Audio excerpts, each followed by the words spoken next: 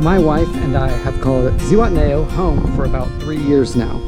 And in this video, I'm going to talk about the process of purchasing our condo and what we learned. This was our first time buying in a foreign country, and we purchased the condo to use ourselves for our family, but mostly as a rental condo during high season. I would like to start by saying we got lucky. The price we paid was really great. We were given a 5% discount for being one of the first 4 people to buy into a 13 complex development. Generally, condo developers finance their projects through the pre-sale of the units. There is a higher risk, higher reward for committing early. Fortunately, it worked out for us. Number 2, for the most part, we got what we paid for. There weren't a lot of major unforeseen expenses. And number 3, we didn't have any legal issues.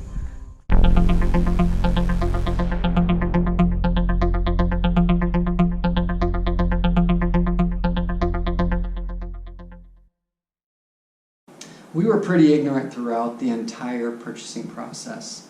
So the fact that it all worked out wasn't really due to anything we did. Home prices in Mexico are almost always in US dollars, unless you buy in a typical Mexican neighborhood. Since we bought in the restricted zone, which is 50 kilometers from the coast or 100 kilometers from a border, we had to buy our condo through a bank trust called a fideicomiso. It adds several $1,000s to the price, plus about $500 a year for the bank to manage the trust. The fideicomiso is the document that shows you legally own the property. I think it's just a way for the government to squeeze a few extra bucks from the gringos, but I don't know.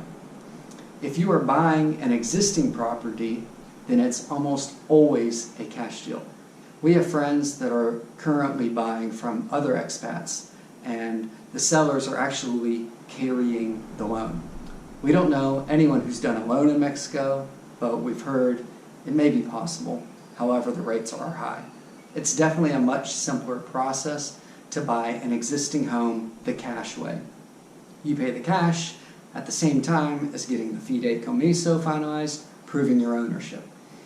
Even the cash way can still take 3 or 4 months to complete. Since we purchased a new construction condo, we paid 2.5% down, then had 5 equal payments throughout the construction process.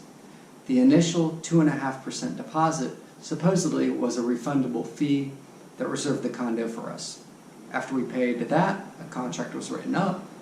Who knows how enforceable the contract is? It's written in English and Spanish, but the Spanish version is the one used for any legal issues. We know several people that have had issues with the construction process even after signing the contract. I'll talk more about that in a minute. Also, there's no escrow in Mexico. You are paying the seller directly and pretty much crossing your fingers that it works out. Some issues we had. Our contract said that there were penalties for late payments on the buyer, us, which is pretty clear, and penalties for not delivering a finished condo on time by the builder, which is not super clear. When our condo was delivered to us, we didn't have an elevator, access to the beach, and the electricity and water would occasionally get turned off due to the ongoing construction. We were even given hard hats at one point because of falling debris. Not sure what the legal ramifications would have been if a concrete block fell on my head as I was leaving to go to lunch. Is this a finished condo? I guess. We also had a major argument when the builder wanted to charge us for our parking spot and storage unit, even though we were told in writing that it was included in the condo cost. We won that battle, but a few other owners here did not.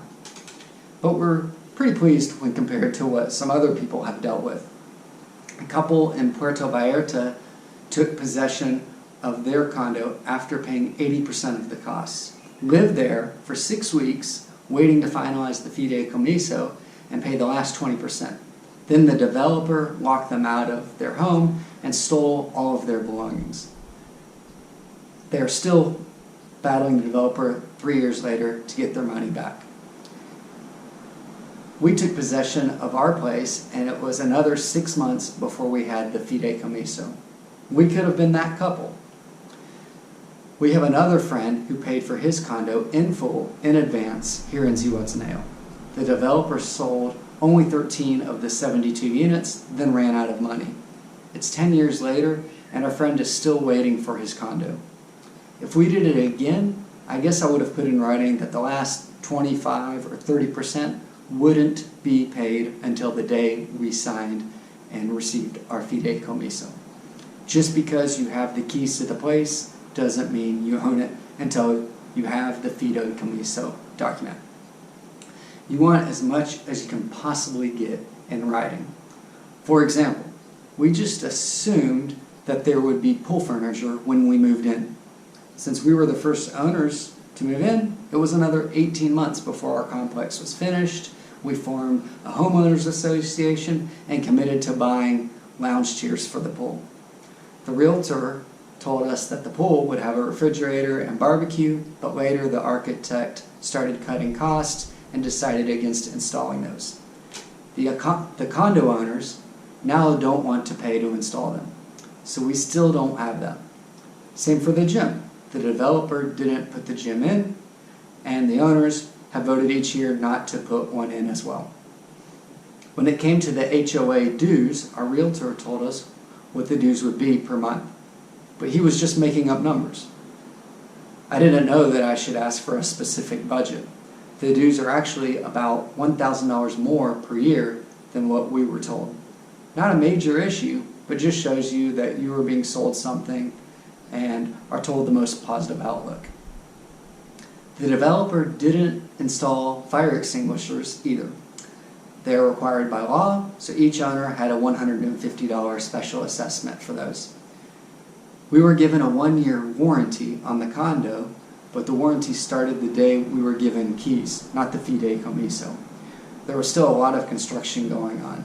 Being one of the first to take ownership has benefits, like a better price, but those that took ownership later could learn from our mistakes. They were able to stretch their payments out over a longer period of time and didn't have to live in an unfinished complex for a year. It's really important you do your best to find out if the architect or condo developer is well known, reputable, has done other projects, and check for referrals. It can still be difficult because oftentimes expats don't want to ruffle feathers in a foreign country. And through this process and our time living here, we've added our own motto: no enemies. Do we like our architect? Sure, he's great.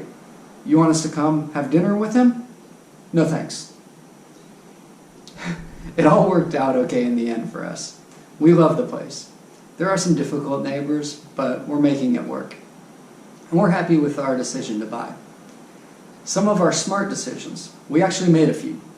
We didn't use the architect for the extras. Labor is so cheap here. We hired our own people to do a lot of this stuff. We were fortunate to meet some good locals who we really trust. We found someone to install additional cabinets for the kitchen, as well to build our couch, and some small projects like putting in hooks for the hammock, curtains for the windows, and a keypad door lock. We saved at least 50% of the cost by doing those types of things on our own.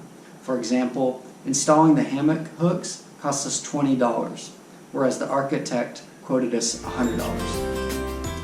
We moved into our condo almost exactly 3 years ago. It's been exciting. We've learned a lot, and I think we're ready to buy another place here in Zihua. If you've enjoyed the video, please subscribe to my channel. If I get 20 or 25 views, then I'll keep making them. Thanks.